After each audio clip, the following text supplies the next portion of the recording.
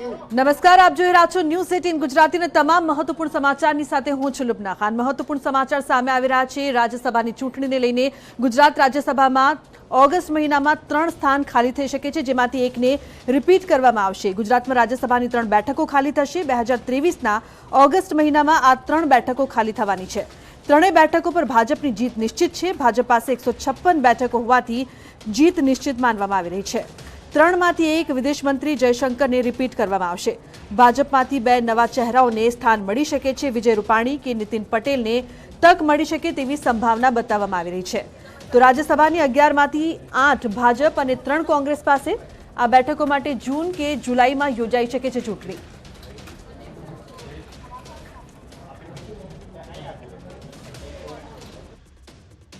રાજ્યસભાની બેઠક માટે તેઓ કોઈ ઉમેદવાર ઊભા રાખે તો પણ એ જીતી શકે એટલી સંખ્યા એમનામાં નથી। એનું પરિણામ એ આવ્યું છે કે ગુજરાતમાં ભારતીય જનતા પાર્ટીના 3 ઉમેદવારો જીતશે। તો રાજ્યસભાની આ 3 બેઠકો છે જે ખાલી થવાની છે અને 3 બેઠકો પર ભાજપની જીત નિશ્ચિત છે, કારણ કે ભાજપ પાસે 156 બેઠકો છે। તેના કારણે તેની જીત નિશ્ચિત માનવામાં આવી રહી છે, પરંતુ 2 નવા ચહેરાઓને સ્થાન મળી શકે છે તે મહત્વનું છે અને તેમાંથી વિજય રૂપાણી કે નીતિન પટેલને તક મળી શકે તેવી સંભાવના છે। મહત્વનું છે કે આ 3 માંથી એક બેઠક પર વિદેશ મંત્રી જયશંકરને રિપીટ કરવામાં આવશે, ત્યારે નવા ચહેરાને લઈને કોને તક મળે છે તેના પર સૌ કોઈની નજર રહેશે। રાજ્યસભામાં 11 માંથી 8 ભાજપ પાસે, જ્યારે 3 સીટ કોંગ્રેસ પાસે છે। આ બેઠકો માટે જૂન કે જુલાઈમાં ચૂંટણી છે તે યોજાઈ શકે છે। તો રાજ્યસભાની આ 3 બેઠકો ખાલી થઈ રહી છે। ગીતા વધુ માહિતી માટે લાઈવ જોડાયા છે। ગીતા, શું વધુ અપડેટ્સ પ્રાપ્ત થઈ રહી છે? જે 2 ચહેરા છે જેમને સ્થાન મળી શકે છે તેમાં કોની સંભાવના?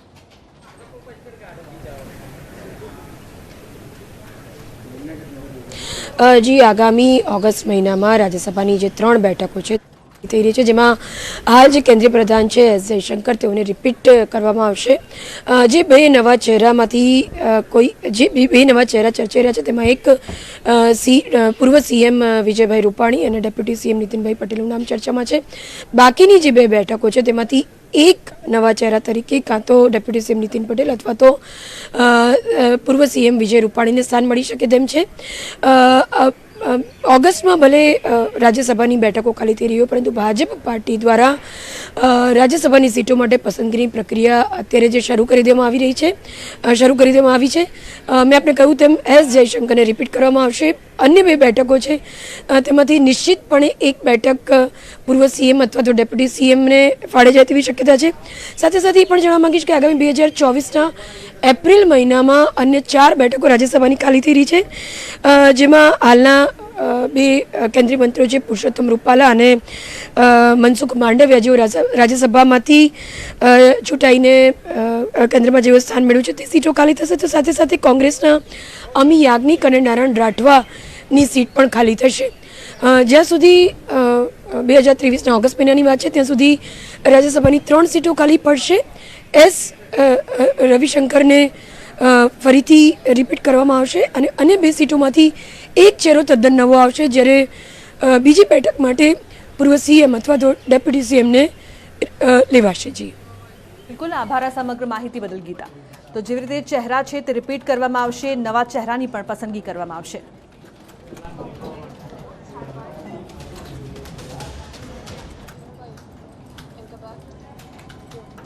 તો સ્થાનિક સ્વરાજની ચૂંટણીમાં અનામત મુદ્દે ફેરફાર થઈ શકે છે તેવી મહત્વપૂર્ણ જાણકારી સામે આવી રહી છે, જે અંગે રિપોર્ટ પણ સોંપવામાં આવશે।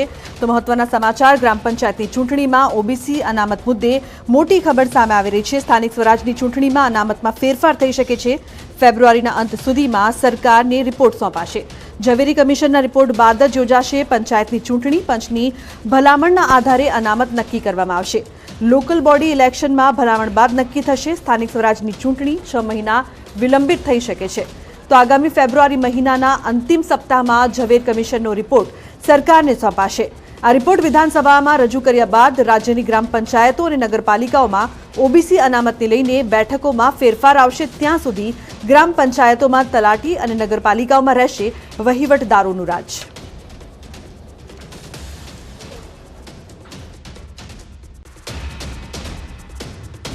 સ્થાનિક સ્વરાજની ચૂંટણીઓમાં ઓબીસી અનામત મુદ્દે ઝવેરી કમિશન તેનો રિપોર્ટ આગામી 15થી 20 ફેબ્રુઆરીની વચ્ચે રાજ્ય સરકારને સુપ્રત કરશે.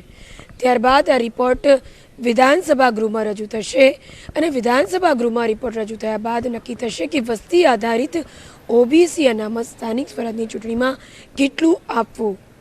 આ તમામ પ્રક્રિયાઓને લઈને ગ્રામ પંચાયતની ચૂંટણી હજુ વધુ 6 મહિના લંબાય તેવી શક્યતા છે. કેમેરા પર્સન દીક્ષિત દરજી સાથે ગીતા મહેતા, ન્યૂઝ 18 ગુજરાતી. જો આપ ગાંધીનગરમાં રહો છો, આપના માટે મહત્વપૂર્ણ સમાચાર છે. ગાંધીનગરમાં પ્રોપર્ટી ટેક્સ છે તે વધી શકે છે. કમર્શિયલ મિલકતમાં પ્રતિ ચોરસ 10 રૂપિયાનો થઈ શકે છે વધારો. કમર્શિયલ મિલકતનો ટેક્સ 30 રૂપિયા થઈ શકે છે, તો રહેણાંક મિલકતમાં વેરો 10થી વધીને 15 રૂપિયા થઈ શકે છે. કાલે સ્ટેન્ડિંગ કમિટીની બેઠકમાં આ નિર્ણય લેવાઈ શકે છે. એટલે કે પ્રોપર્ટી ટેક્સ છે તે ગાંધીનગરમાં વધે તેની સંભાવના જોવા મળી રહી છે.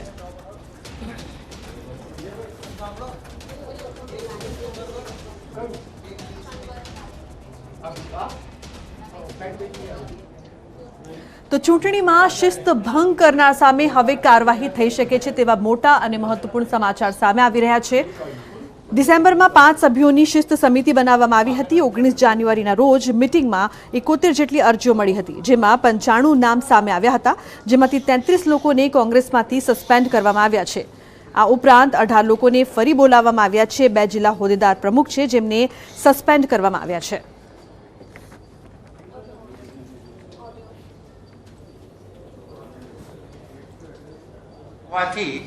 અમે રૂબરૂ મળવા માટે બોલાવવાના છીએ, કારણ કે છેલ્લી મિટિંગ અમારી હમણાં 2 દિવસ પહેલા જ થઈ ગઈ છે, એટલે 18ને રૂબરૂ બોલાવશું. 6 કાર્યકર્તાઓ એવા છે કે જે વિવિધ કક્ષાએ હોદ્દેદાર છે, જિલ્લા સમિતિમાં કે પ્રદેશ સમિતિમાં, તો એનો હોદ્દો પરત લઈ લેવો એવો નિર્ણય કર્યો છે.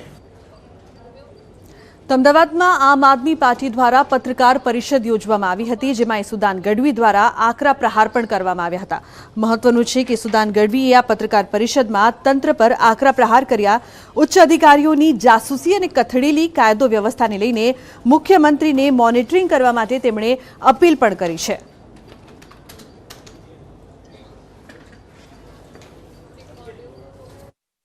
મુખ્યમંત્રીશ્રીને મારી અપીલ છે કે કાયદો વ્યવસ્થા ઉપર ધ્યાન દેવામાં આવે. જે પણ કર્મચારીઓ કે ઉચ્ચ અધિકારીઓ, તમારા નેતાઓ કે મંત્રીઓ જે પણ આમાં સંડોવાયેલા હોય તો તાત્કાલિક ધોરણે એને પદ ઉપરથી હટાવીને સજા કરવામાં આવે. મહત્વપૂર્ણ સમાચાર પાટણથી સામે આવી રહ્યા છે. પાટણમાં શિક્ષણ અધિકારી હવે હરકતમાં આવ્યા છે. પરવાનગી વગરની જે શાળાઓ ચાલી રહી હતી તે અંગે હવે તપાસ કરવામાં આવશે. પરવાનગી ન લેતા બાળકોના ભવિષ્ય સાથે ચેડા થઈ રહ્યા છે, ત્યારે ચૈતન્ય ટેકનો સ્કૂલમાં જે ખાનગી શાળા છે ત્યાં તપાસ કરવામાં આવી રહી છે. ખાનગી શાળામાં પહોંચીને શિક્ષણ વિભાગે તપાસ કરી છે. ડીપીઓ સહિત અધિકારીઓ પણ આ અંગે તપાસ હાથ ધરી રહ્યા છે.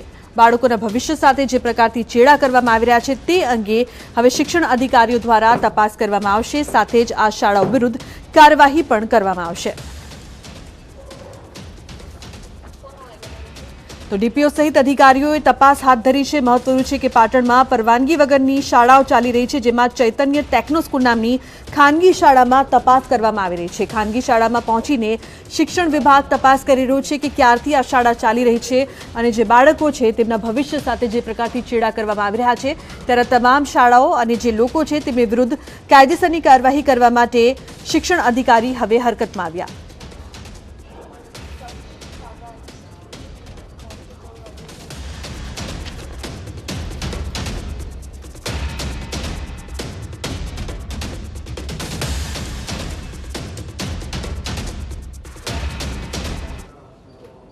તો કચ્છથી મહત્વપૂર્ણ સમાચાર સામે આવી રહ્યા છે. કચ્છમાં ગંભીર અકસ્માત સર્જાયું છે, જેમાં 3 લોકોના મોત નીપજ્યા છે. મહત્વનું છે કે આ અકસ્માત સર્જાયા બાદ પોલીસ ઘટના સ્થળે પહોંચી ગઈ છે અને આ અંગે વધુ તપાસ હાથ ધરવામાં આવી રહી છે.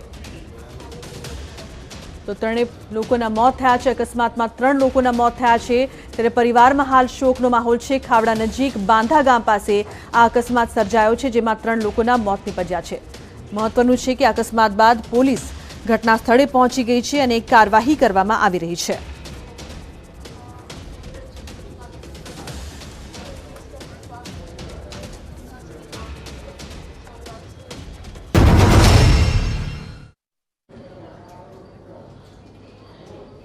Welcome back. સુરતથી મહત્વપૂર્ણ સમાચાર સામે આવી રહ્યા છે. સુરતમાં વિદ્યાર્થી દ્વારા આપઘાત કરવાનો મામલો સામે આવ્યો છે, જે બાદ પોલીસ છે તે ઘટના સ્થળે પહોંચી છે. વીર નર્મદ યુનિવર્સિટીની હોસ્ટેલમાં આપઘાત કરવામાં આવ્યો છે. ગળે ફાંસો ખાઈને આપઘાત કરવામાં આવ્યો છે.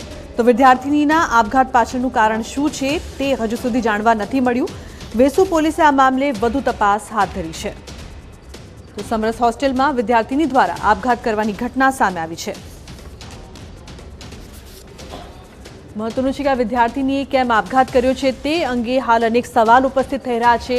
પરિવાર પણ ઘટના સ્થળે પહોંચી ગયું છે અને પરિવારમાં પણ માંગ છે કે તપાસ કરવામાં આવે કે કેમ આ વિદ્યાર્થીની દ્વારા આપઘાત કરવામાં આવ્યો છે.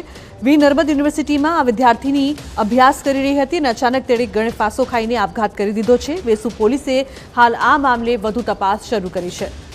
વધુ માહિતી માટે કીર્તેશ જોડાયા છે ફોન લાઈન પર. કીર્તેશ, શું અપડેટ્સ પ્રાપ્ત થઈ રહી છે? કેમ આપઘાત કરવામાં આવ્યો?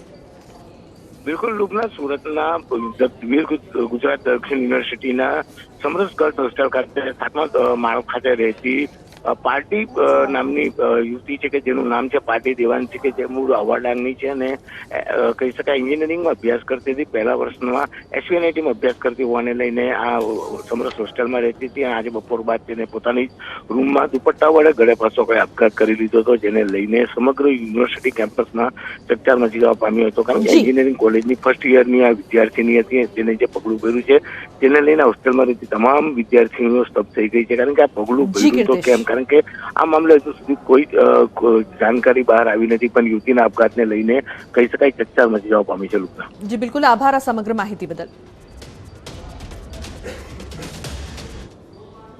તો બોટાદથી મહત્વપૂર્ણ સમાચાર. બોટાદમાં એક યુવકની હત્યા કરી દેવામાં આવી છે. તેના મિત્ર દ્વારા જ મિત્રની હત્યા કરી દેવામાં આવતા અનેક સવાલો ઉપસ્થિત થઈ રહ્યા છે.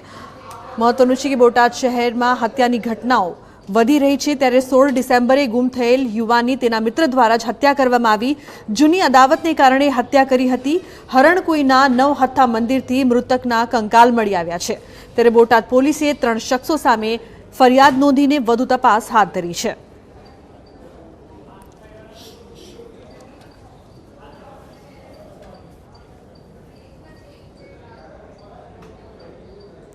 બનાસકાંઠામાં પ્રેમ લગ્ન કરનાર મહિલાને તાલિબાની સજા આપવામાં આવી છે, જે બાદ ચકચાર મચી ગઈ છે. બનાસકાંઠાના ડીસામાં પ્રેમ લગ્ન કરનારી મહિલાને તાલિબાની સજા આપવામાં આવી. મહિલાના પિયર પક્ષ દ્વારા ગર્ભપાત કરાવવામાં આવ્યો. ગર્ભપાત તો કરાયો, પરંતુ ત્યારબાદ મહિલાને રાજસ્થાનમાં રેવદરમાં વેચવામાં આવી.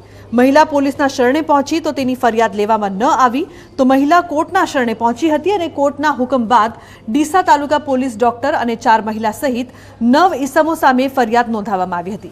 ત્યારે રાજસ્થાનના રેવદરમાં આવેલી ભારતી હોસ્પિટલના ડોક્ટર ભાટી સામે ગુનો નોંધાયો હતો. 7 મહિના બાદ પોલીસે કોર્ટના હુકમ પર ફરિયાદ નોંધવામાં આવતા ડીસા પોલીસ સામે અનેક સવાલ ઉઠ્યા છે.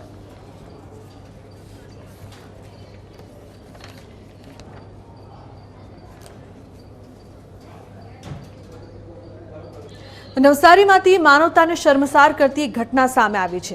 એક મૃત બાળકની લાશ મળી આવી છે, જે બાદ અનેક સવાલો ઊભા થઈ રહ્યા છે. વાંસદાના રાયબોર ગામ પાસે જૂજ ડેમ નજીક વિમલના થેલામાંથી મૃત હાલતમાં બાળક મળી આવ્યું છે. આશરે 5 વર્ષના બાળકે ધ બોસ લખેલું ક્રીમ કલરનું ટી શર્ટ અને કાળા અને ભૂરા કલરનું હાફ પેન્ટ પહેરેલું હતું. પાણીમાં ડૂબી જવાથી મૃત હાલતમાં બાળક મળી આવ્યું છે. વાંસદા પોલીસે બાળક અંગે વધુ તપાસ હાથ ધરી છે.